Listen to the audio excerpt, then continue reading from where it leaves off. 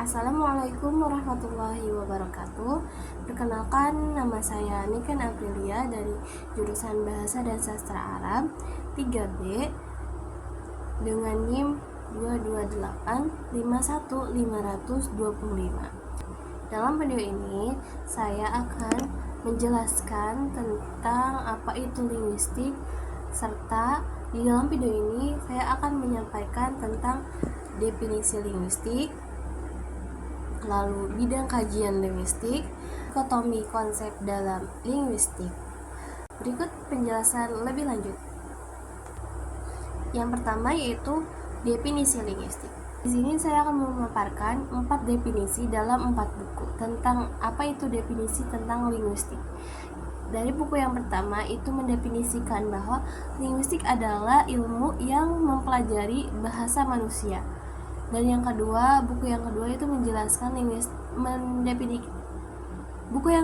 mendefinisikan linguistik, yaitu bisa diartikan sebagai ilmu yang mempelajari tentang bahasa. Adapun buku yang ketiga yaitu Lyons mengatakan bahwa linguistik adalah studi ilmiah tentang bahasa melalui pengamatan yang terkontrol dan dapat didefinisikan secara empiris dengan mengacu pada beberapa teori. Teorinya itu umum tentang struktur bahasa. Buku yang keempat juga mendefinisikan yaitu linguistik adalah ilmu bahasa. Linguistik ini sebagai pokok bahasanya dan mempelajarinya dari aspek deskriptif, histori, dan komparatif. Lalu juga mempelajari hubungan-hubungan yang ada antara bahasa-bahasa yang berbeda atau antar sekelompok bahasa tersebut, dan mempelajari fungsi-fungsi bahasa, berbagai metodenya, dan hubungan dengan sistem sosial yang berbeda. Adapun bidang kajian linguistik. Bidang kajian linguistik ini terbagi menjadi dua, yaitu yang pertama yaitu mikrolinguistik. Mikrolinguistik, wilayah kajiannya adalah internal bahasa terkait dengan struktur bahasa seperti bunyi, struktur, makna. Adapun yang kedua yaitu makrolinguistik. Makrolinguistik, wilayah kajiannya adalah terkait bahasa dengan eksternal bahasa atau interdisipliner ilmu, seperti bahasa dan masyarakat disebut sebagai sosiolinguistik, bahasa dengan kejiwaan disebut psikolinguistik, bahasa dengan pendidikan disebut pendidikan bahasa, dan yang terakhir bahasa dan komputer disebut sebagai computational linguistik. Adapun tata bangun mikrolinguistik yaitu tadi yang disebutkan bunyi, struktur, dan makna. Bunyi terbagi menjadi dua, yaitu fonetik dan fonologi. Struktur juga terbagi menjadi dua, yaitu morfologi dan sintaksis. Adapun makna yaitu hanya semantik. Selanjutnya yaitu dikotomi konsep dalam linguistik. Dikotomi konsep dalam linguistik ini terbagi menjadi 5. Yang pertama yaitu preskriptif versus deskriptif. Yang kedua yaitu sinkronis versus diakronis.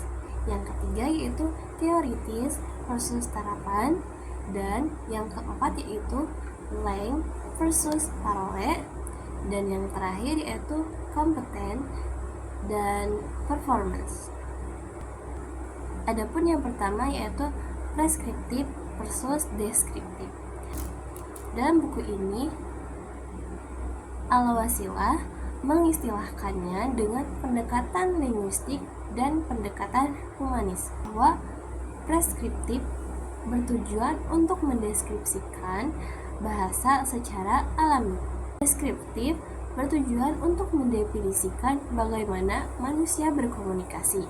Adapun pengertian lainnya yaitu yang pertama preskriptif, yaitu sebuah pendekatan. Pendekatan ini sering disebut juga normatif, yaitu pandangan tentang bahasa lebih berorientasi pada norma-norma yang sudah berlaku dan ditentukan sebelumnya. Yang kedua yaitu deskriptif. Deskriptif ini mengkaji bahasa secara objektif. Kajiannya ini difokuskan pada penggambaran nyata atas gejala kebahasaan yang terjadi di lapangan, dan biasanya tidak menghakimi benar atau salah dalam berbahasa, maupun berbahasa tutur maupun tulis. Selanjutnya yaitu sinkronis versus diakronis. Ferdinand de Saussure ini adalah orang yang pertama memberikan definisi tentang pengertian yang disebut linguistik sinkronis dan diakronis. Dia mengatakan bahwa sinkronis adalah telaah bahasa berdasarkan gejala-gejala bahasa yang bersifat sejaman yang diucapkan oleh penuturnya. Cara yang digunakan adalah membandingkan unsur internal dan sistem bahasa yang dikaji. Adapun diakronis adalah mempelajari sebuah bahasa dalam fase-fase perkembangan bahasa tersebut dari kurun waktu yang berbeda atau membandingkan perubahan dan perkembangannya berdasarkan perubahan masa. Selanjutnya yaitu teoritis versus terapan.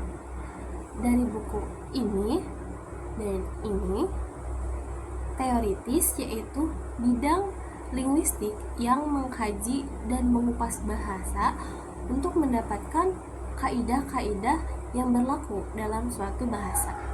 Linguistik teoritis ada yang bersifat umum dan ada juga yang bersifat khusus. Terapan adalah mengidentifikasi, menginvestigasi, dan menawarkan solusi bagi masalah dunia nyata yang terkait dengan bahasa. Cabang utama ilmu ini misalnya antara lain adalah seperti leksikografi, pragmatik, pembelajaran bahasa, dan penerjemahan.